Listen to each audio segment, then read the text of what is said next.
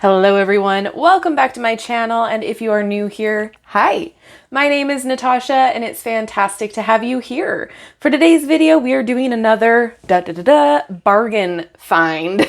So I found this at Barnes & Noble. I have no idea what it is, but I know that it only cost me $10, so I'm all right with it. It includes 25 mystical spell cards and a 64-page magical guidebook. So this is Witchcraft, a guide to magic, spells, and potions. It's in this box that's kind of beat up. I'm not mad at that. But this, I'm not sure exactly how much it retails for, but it was $10 when I purchased it. I will link below where you can legitimately purchase it should you want to, and then you can kind of get a feel for what exactly it retails for in other places. So it says, tap into the magic all around you and manifest the life you deserve. Which witch will you be? Discover yourself with Witchcraft. The magical guidebook contains white magic spells for cleansing rituals and enchantments. There is a section on spells revolving around the wheel of the year, a cycle of pagan holidays, such as Yule and Ostera, that follow the seasons and revolve around equinoxes and solstices. A section on spellbinding to hone your craft outlines the important aspects, so crystals, moon phases, incense, and other magnifying components of making magic. Learn how to make wishes come true and complete root work that will help you grow taller and wiser. You will also discover how each astrological moon phase affects magic and tap into Mother Moon with 25 mystical spell cards geared toward each phase of the moon. Light up the magic that is already inside of you with this comprehensive and magical kit. So let's get into it. This is published, Fleet Press. All right. Oh, it's going to test me. There we go. Oh, okay. And on we go.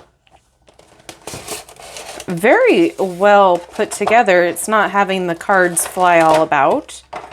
So that's nice. Okay. I'll be right back with a more in-depth look.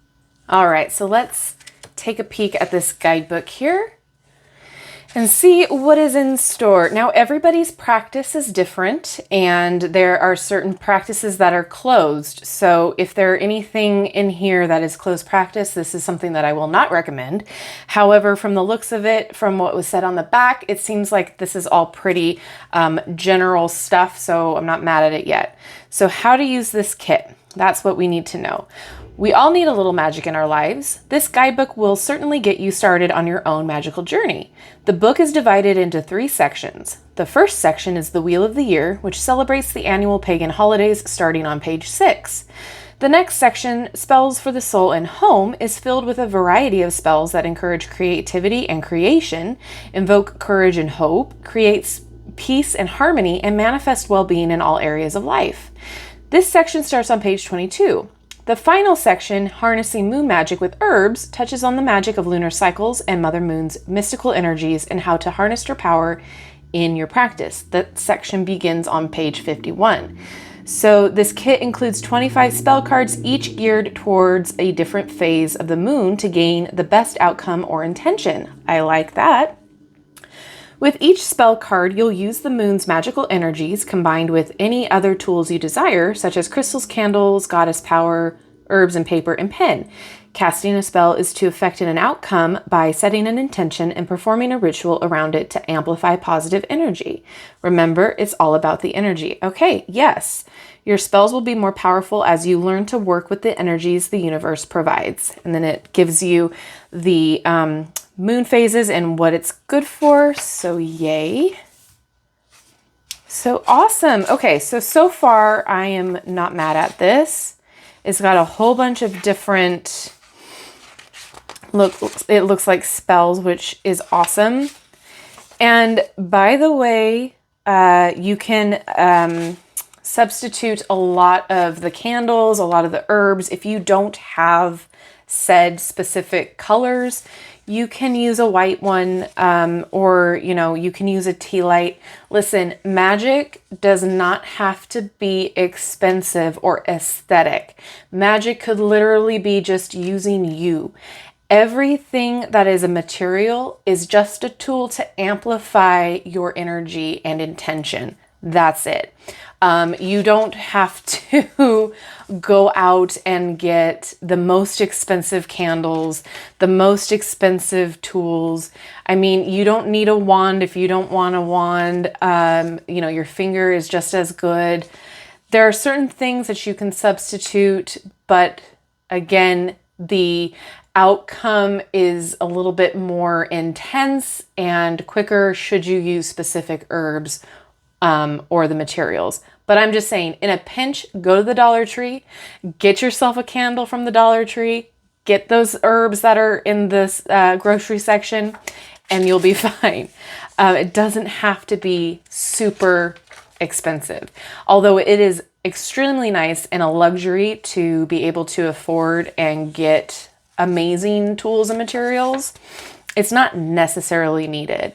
And I'm not going to be a gatekeeper for spells or for materials or for tools. I'm just putting it out there that use your creativity, use your intuition. If you don't necessarily know what an herb does, but your intention is telling you to use it, go with it. See what comes out. Half of the time, you know, learning is making mistakes and then figuring out what went wrong, right? And so the same thing goes for magic, depending on what you're trying to do, right? So far what I'm seeing is pretty awesome. Words of wisdom are great too. I'm liking the organizing of this as well. I'm not seeing a lot of really like expensive materials. Like, it's all stuff that you probably have in your home already.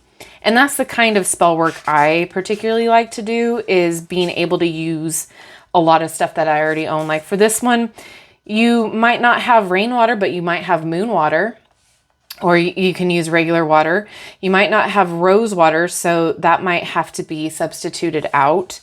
But you know you have a pot, you know you probably have cinnamon, you know you have a broom, you know you have a dustpan. So like, get a little creative. Don't go out of your way to get specifically exactly the same materials if you can't afford to and if you cannot get out of the house. So don't feel like you can't afford to be a witch, because that's not right. We are inclusive on this channel. We definitely do what we can to support each other as well. So I really do like the added moon phases here, the importance of it, because it is really great to work with the moon, not against it. If you're doing manifestations, learning to do it around the moon phases is fantastic. It just is another boost of energy to make it happen in your favor. And look at this, we have herb and their meanings. Do you say herb or do you say herb? Do you pronounce the H? I switch it up. So, okay, sorry. So this is awesome. We absolutely love having a chart like this. If you have a book of shadows or a journal that you accumulate your information and your spells in, this is one of those things that you should have included, because this will help you with any type of spell work, incense work, even simmer pots, etc., to make sure that you're going to get the outcome that you desire. Moon water, there we go. Okay, this is pretty awesome. Okay, so the one thing that I have against this is smudging is a closed practice. Cleansing is not, but smudging is a closed practice. So I have a problem with that.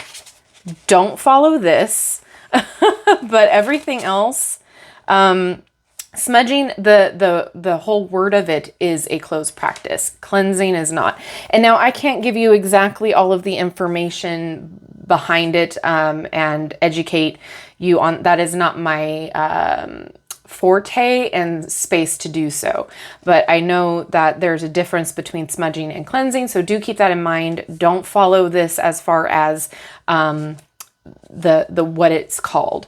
You definitely can make a cleansing spray, and if you want, I have a video on that on my channel as well. And then it has information on altars. Okay, so I really wanted to kind of go through that to see if there was anything problematic in it. We just found the one thing so far. I'm going to see what I can do and work with it and how I feel about that. All right. As far as these cards go, it looks like we have what it is on the front and then how to go about it on the back. So it's just kind of going through and figuring out what kind of working you want to do. Finding the perfect home. That's really cool. Oh, welcoming a new pet. Love that. Healing grief. That's a hard one. We love an abundance work. Wishes. I'm kind of going fast because there's really nothing, you know, that we need to go far in depth with. But we do have moon phases up here, so that is cool too. Does it tell you? Yep, the waxing moon. Very cool. Finding success. I'll have to try some of these out and then get back to if they are worth it or if they work, etc. But I like what I'm seeing.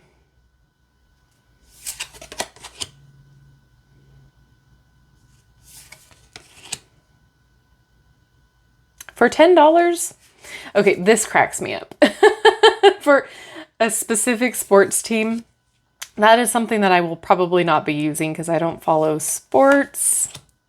Oh, that's cool.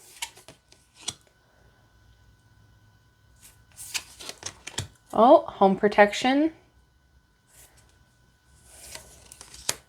And they look fairly easy too. So for this one, salt, especially Himalayan salt, is imbued with the earth's energy. Combine that with the moons for a powerful spell to protect your home. Fill a small dish with salt and place it under the full moon's light overnight to blend their energies. The next day, walking clockwise around your home's perimeter and the perimeter of a room, carry the salt and say the spell on the front of the card quietly or aloud. You can, if you like, sprinkle a bit of salt around the perimeter of your home outside, but beware, too much can be harmful to lawn and plants. So very easy to do.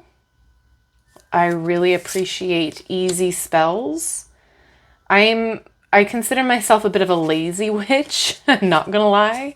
And I don't typically work with a lot of materials when I do my own energy work.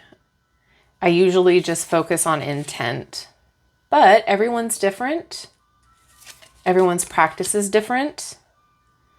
Be careful with stuff that requires like weight loss or, you know, just be careful with what you do because words are basically spells, right? So be careful, read thoroughly what's required when you're doing stuff like this because you want to make sure it's safe and that your intention doesn't turn into something that could be potentially harmful for you. Same with love spells. I refuse to do anything regarding love spells. I feel like that's the consent is not there with that of the other party. So keep all of those things in mind. It's about integrity. It's also about, you know, knowing your own specific guidelines and morals, that sort of a thing. But overall, getting off of that topic, my thoughts on this is that there's value to the $10. I think if you're starting out and you're wanting a place to kind of jump off from, this would be probably beneficial for you. But like I said, I'm going to kind of go over it and play around with it and see what I really feel after utilizing it, because sometimes it's hard to judge, you know, quickly like this to figure out whether it's worth it or not. But like I said, down in the description box below will be listed where you can purchase this should you be interested. And with that, let me know what you guys think about this. Is this something that you already own? Do you use? What do you think about some of the spell work in here? And keep in mind, you do not have to be Wiccan to be a witch. You don't have to follow any religion to do witchcraft or consider yourself a witch. So with that being said, let me know what you think down in the comment section below. I would love to know your thoughts as always. And thank you so much for hanging out with me today. Don't forget to like, subscribe, and hit that notification bell on your way out of this video. That way you will never miss an upload from me. Thank you again, and I will see you in my next video. Bye-bye.